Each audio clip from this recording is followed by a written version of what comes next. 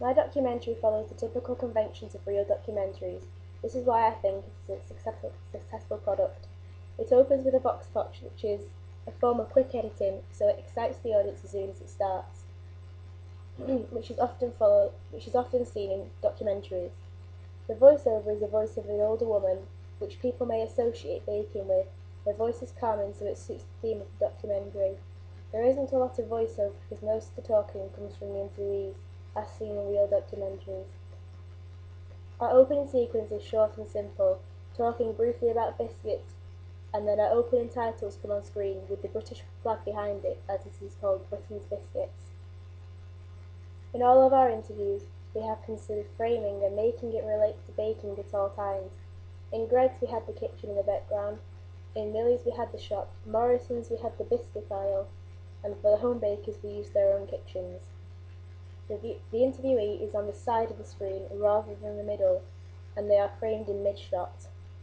The majority of our interviewers are sat down because it makes it easier to make the camera eye level, and the people don't tend to move as much.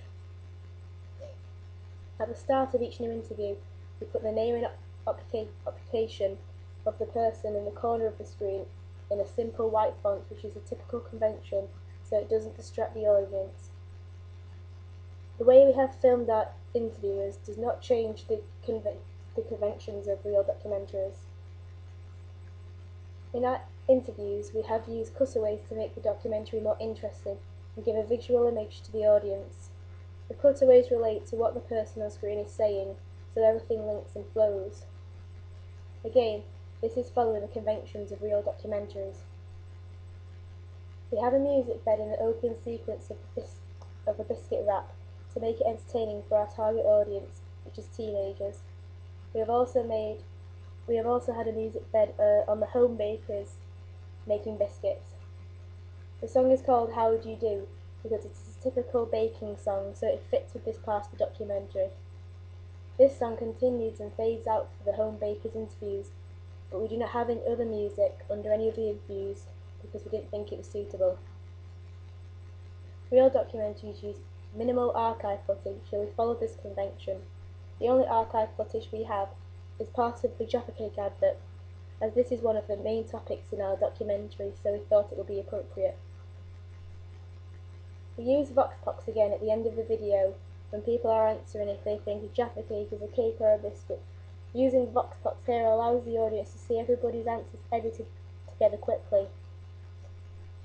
Our print advert follows the conventionals of a Channel 4 poster.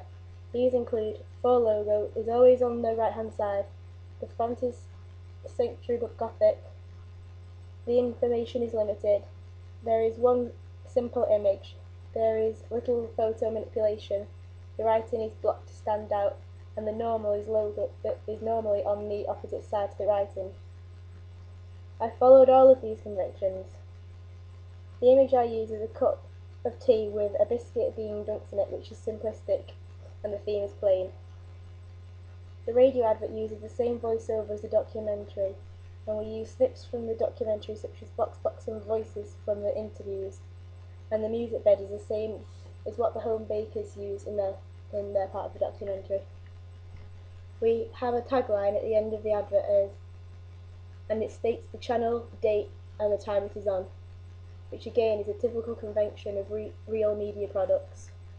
It lasts about 30 seconds, which is enough time to get the necessary information. All of these products that I have created resemble those of real media products. I achieved this by analysing their codes and conventions and following them in the process of making my documentary, print advert, and radio advert.